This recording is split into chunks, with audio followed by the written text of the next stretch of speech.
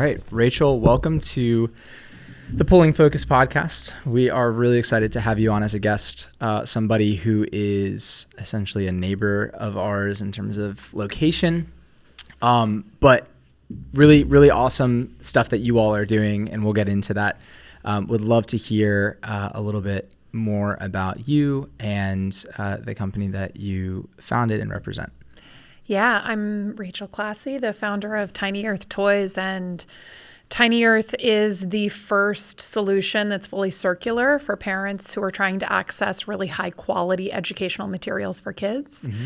My background, I am from the West Coast. I grew up and became a product manager at Specialized Bicycles, really passionate about the outdoors, cool. And spent a lot of time believing that I'd stay in the cycling industry, but I made my way out here to North Carolina and worked in some different industries, worked on some different products. But during the pandemic, I just had this idea that I couldn't get out of my head. And it was this kind of intersection of pain points that I was feeling within my own home, but observing in other homes, and thus launched Tiny Earth Toys. We rent high quality Montessori-inspired toys for kids 0 to 5, and we have families in every state across the United States who are subscribers. Yeah, that's when I first heard about it, it made a lot of sense, and I was also like, why have I not heard about that before? And a little bit about sort of the background of how it started. I'd love to dive into that. Yeah. And my question kind of with that is, when you had this idea during COVID, had you taken a break from the current role you were in, or is this something that happened simultaneously while you were working?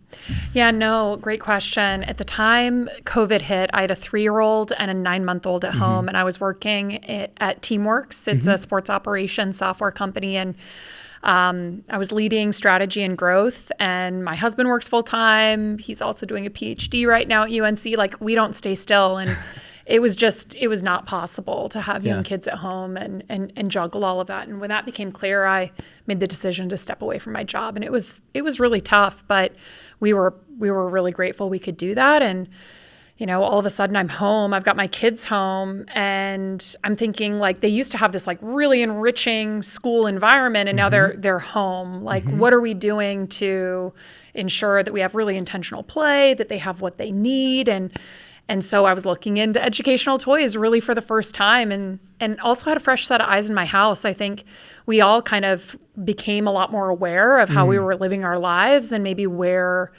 we weren't living our lives with our values. And, I was like seeing a lot of Amazon packages on my porch, and it was starting to make me a little uncomfortable. Like, what are my kids learning about how much I'm consuming? And as I'm like bringing in all of these new toys, like, what are we doing? And so I started a neighborhood toy exchange. It was like clean up your toys, put them on each other's doorstep. I didn't know some of the families, and but it was a way for us all to kind of pool together resources and not buy a bunch of new stuff that we didn't need, but also ensure there was variety and things happening in our home. And I had a family member who said, "Hey, could we just give you some money, and could you like buy more toys to keep this going?" And I was like, surely someone's doing this. It's got to happen.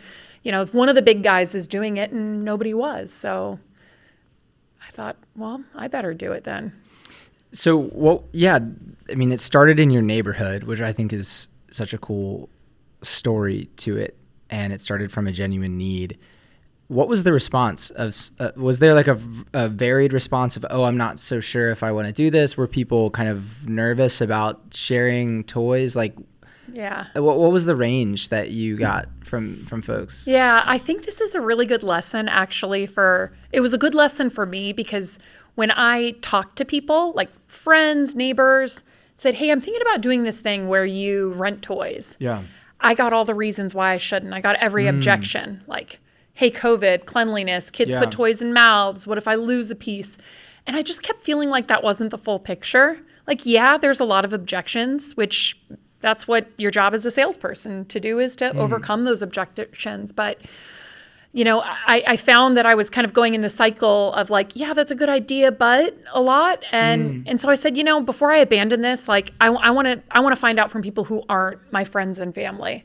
So I built a Squarespace website, and I started a wait list, and I made it seem like it was real. And I selected some toys online and took their pictures and said like, "Oh, we're doing this, sign up for the wait list." And I put up a LinkedIn post, and I think I had 20,000 views over a weekend, and I had about 350 families join the wait list. Wow. And it felt like a lot of validation. Like, Yeah. maybe I didn't know all the answers to, hey, how do you overcome someone's feeling of cleanliness, particularly during COVID?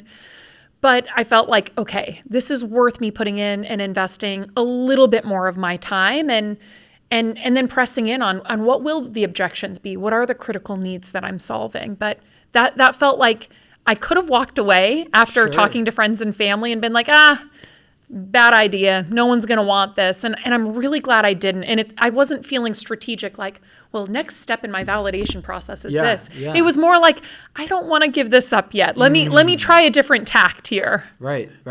And it was something that connected with you too. It was not like, oh, let's try this idea or let's try this idea, and you've already tried like a bunch before that and trying to find the one that sticks. It was something that you had personal connection to. Yeah. And one of the best parts of the podcast in my eyes is all of the advice that guests give. And we've had advice on listening to users. We've had advice on scaling. We've had advice on sales tactics, all of these different things. It seems like that was a pretty crucial point for you of getting all of these objections from people in person. What advice would you give to somebody who is in that same place as you, where they have a really good idea, they may not have sorted out all of the details, and they're getting, hey, that's a good idea, but from a lot of different people? How do they know what is going to work and what's not? Or what advice would you give? Yeah, I think those objections were so important, and they helped me refine my pitch. I think when by the time we had the website and a wait list up, those objections were front and center. I addressed them right away, like sanitized using this, which is on the EPA's list for use against COVID, using 3 natural ingredients. And so I think it's important to catalog them, but not let them discourage you. So if you're hearing a bunch of objections, the question should, for me, and the advice I would have is, the question you should ask is, can I overcome that objection? And is that objection, will it stop someone from adopting? And the cleanliness one, I wasn't sure, given how much was changing in public health communication and in the rapidly changing world of the pandemic. But it felt like it was worth a try to say, hey, I'm going to identify the cleaning protocol that we'll use. I'm going to communicate that, and then I'm going to see if they're still interested. And people were. Cleaning is generally not something that's brought up that often anymore. And granted, we're in a different time, but I feel like we communicated it, we overcame it. So documenting those are going to be the reasons people buy or don't buy. And sometimes it's simple to solve. Sometimes it's way more complex. The objections are real. I'm also curious. I think that's great advice, especially just documenting those things. And that kind of even goes along with listening. You were able to gather all of this useful feedback before you even launched anything. So fast forward from walking around your neighborhood, asking people, is this something you'd be interested in? Getting those objections, to now just opened a new warehouse, right? Are there any objections that you're still having a hard time with? There are still objections, and we hear them, and there's some that we're trying to solve. And right now, I think one of them kind of taps into the existential questions we have about who we are. So one of the objections is, my child fell in love with these toys, and we really want to buy them. And can we just buy these toys from you? And I think if you just follow what your customer says, we would say, sure, yeah, we'll sell that to you, right? At the same time, it's our belief and our ethos that we can make the biggest impact if we ensure circularity in these products. If we get these products back and we deploy them to another family. And yet I think there's a lot of gray area in that. If a family is going to love this item for years to come or even months to come and find a responsible home for it, why wouldn't we sell that product? And so I think lately a lot of the objections have just forced us to ask the question of, how flexible can we be, and how can we help create options? Because sustainability and circularity there is no one solution. there's this whole big spectrum. And, these families are asking to make sustainable solutions, but not in the context of a rental. So we've thought a lot about, and we've done some things to empower families who want to buy sustainably sourced and high quality products. But it's just been interesting for us to say, like, well, what are we? Are we like the hardcore, we're doing this thing over here? Or can we make some room to be a little more flexible? Yeah, that is a gray area, because the mission of what you all do is to keep like toys out of landfills and out of plastic out of oceans. And I guess it's hard to measure how sustainable it's going to be when they buy something from you. Yeah, that's challenging. I can see that being really challenging. We talk a lot about stories, and stories are one of the ways, if not the best way, to communicate information, and how we've always been doing that as a species for thousands of years. I'm interested. Are there any stories that you've heard that have been unique or surprising, or maybe a use case of your service that you would not have thought of going in, or maybe a story that is really impactful? But anything that you've heard, like real life from Tiny Earth. Yeah, we had some families. Our stereotypical customer, the customer profile we've developed is family with a child under 5, lives in the United States, and probably lives in a dense urban environment. So clutter savings and space is also a really big value prop of a rental model. So not surprising, about a quarter of our customers are in New York. Other big hubs are in Seattle, San Francisco, and then, kind of like spread out from there. And so we built this kind of use case. It's parents who care about their child's developmental milestones, who care about sustainability, quality design, all of that. And then we received an inbound request from a foster parent who never knew what age child she might be caring for. Oh, wow. And yet wanted to have really quality products to welcome children who might only be in her home for a couple weeks or a couple of months. And we said, wow, that's a use case one that we care about supporting, but who has really different needs than our other customers. And it's really opened our eyes to all of the ways we might support, instead of just parents, caregivers. And caregivers can be a parent. It can be a foster parent. Sure. We've also had a number of grandparents who have said, hey, I'm doing this so that when my child comes to visit me, or I'm watching them one day a week, I have really stimulating things to engage with that child with. And so it's really helped us and helped me think about, I was thinking about things through like the lens of me as a parent. I've got my kids in the house, and I think it's a little bit more expansive. And those stories like really, really are impactful to me to think about. We don't want to just, part of our mission and vision is ending the unbelievable amount of plastic toys that end up in landfills, incinerators, and the ocean. But the other is to support parents and caregivers as they're going through these like really challenging times raising children. And it's expanded my view of what a caregiver is. That's so cool. What a powerful story with the foster parent too. Just not knowing, and instead of going out and having to spend the money to buy like a large selection to cover different like interests and ages and things of that sort. How cool is it that they can kind of partner with you all? What has been the most challenging thing for you?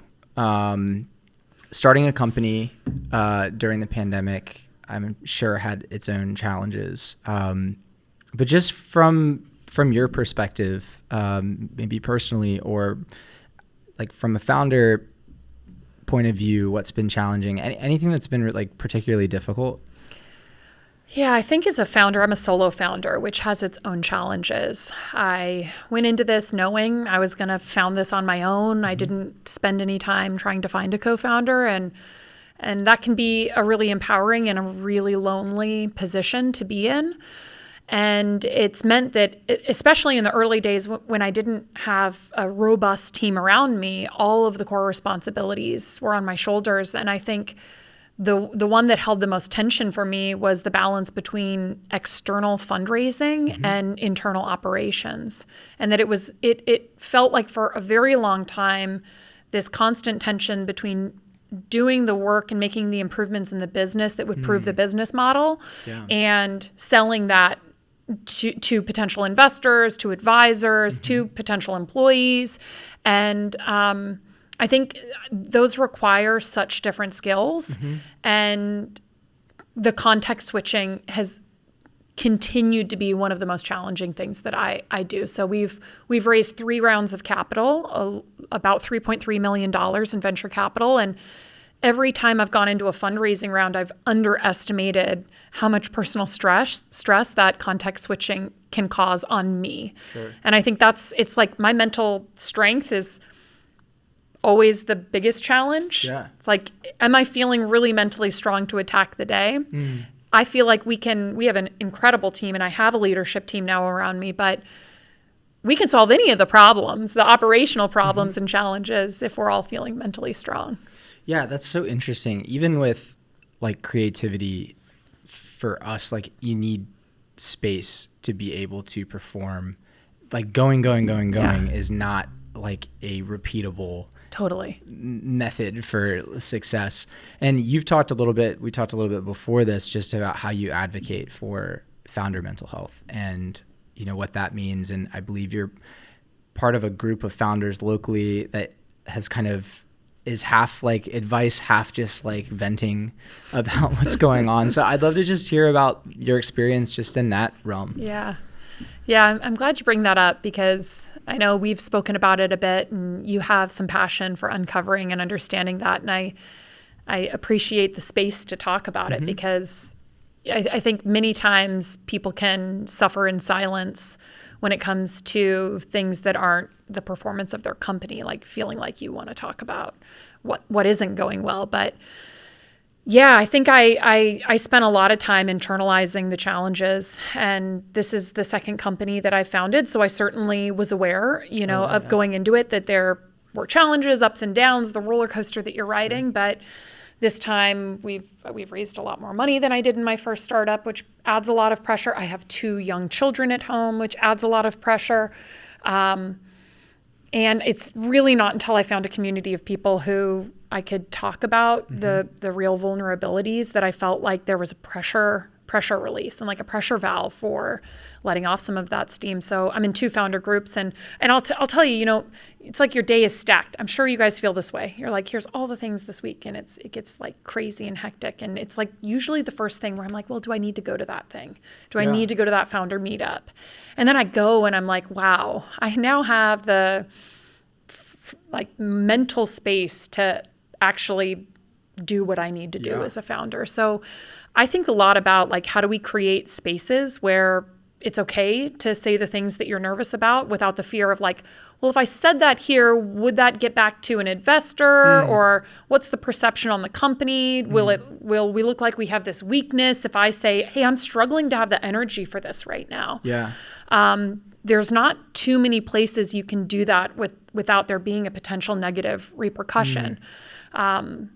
So we have this like, oh, always put a smile on. It's always good. We're crushing it. We're not always crushing it. And I'm personally not always crushing it. Yeah. And I wish we had more places that we could vocalize that felt okay. Yeah. Yeah. That's a unique perspective. I've never started my own company, so I don't know the impacts of like what you say and where, but I can see, we're all just humans. Like you're just a human. I think everyone at a one-to-one level can like understand and appreciate that. When you zoom out and there's like a entity and brand associated with you, I can understand how there would be pressure, which is unfortunate, but it sounds like you've found a way to create space to be able to just process some of these things. And I wonder if the speed at which we work as a society, or even when someone starts something and it's just moving, if there isn't enough of that processing going on. Yeah, I couldn't agree more. It's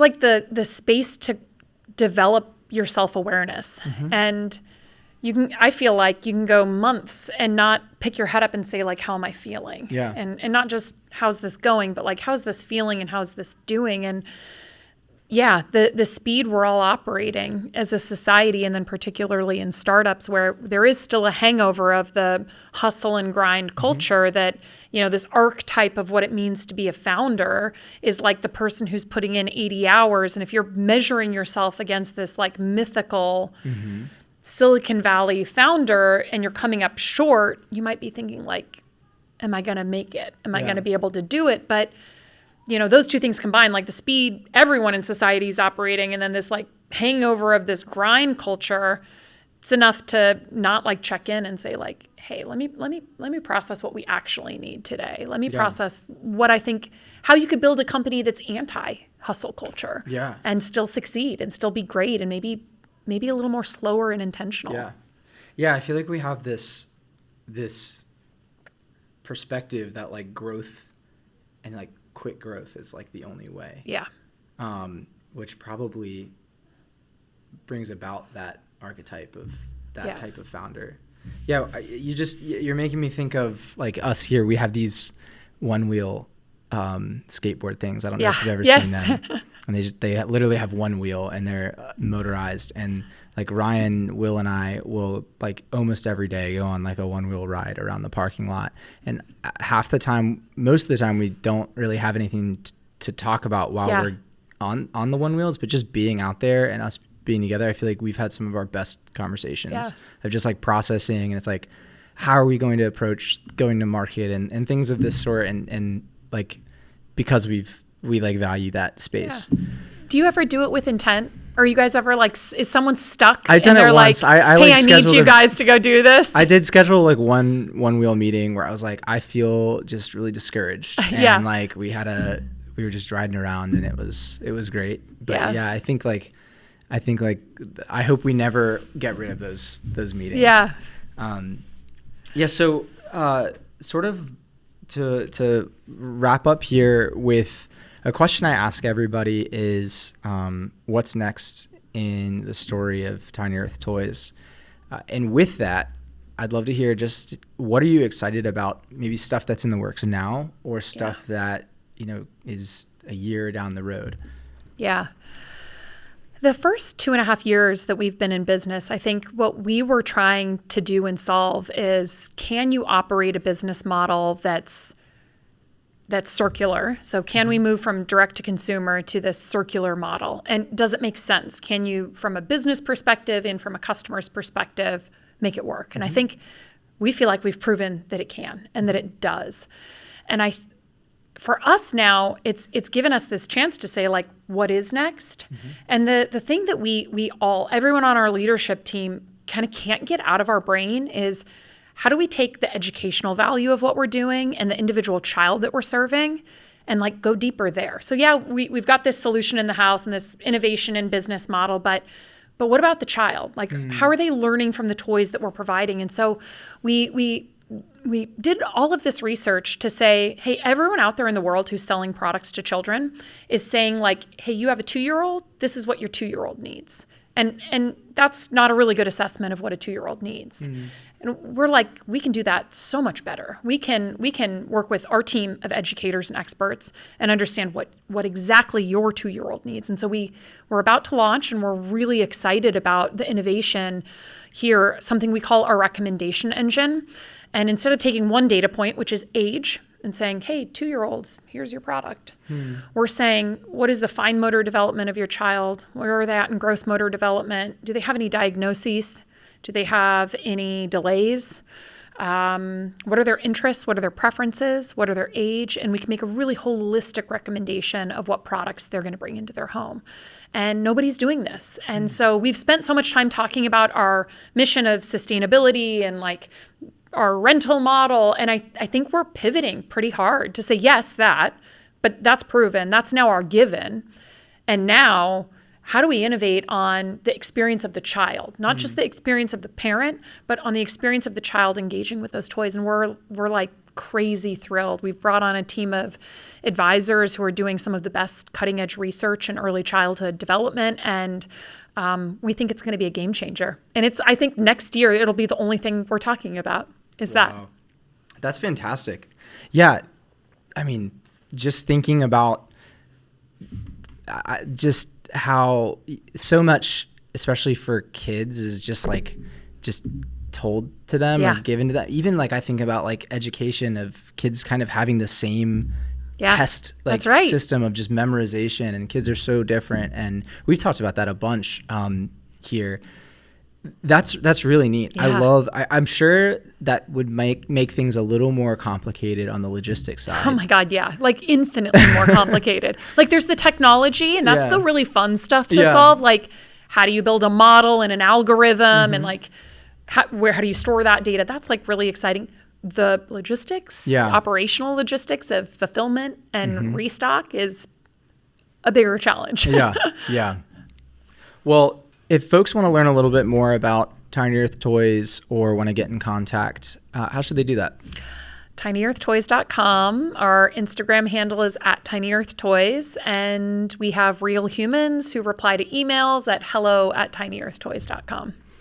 Awesome. Well, thank you so much for joining the podcast, and best of luck as you move forward. Thanks so much for having me. This has been really fun.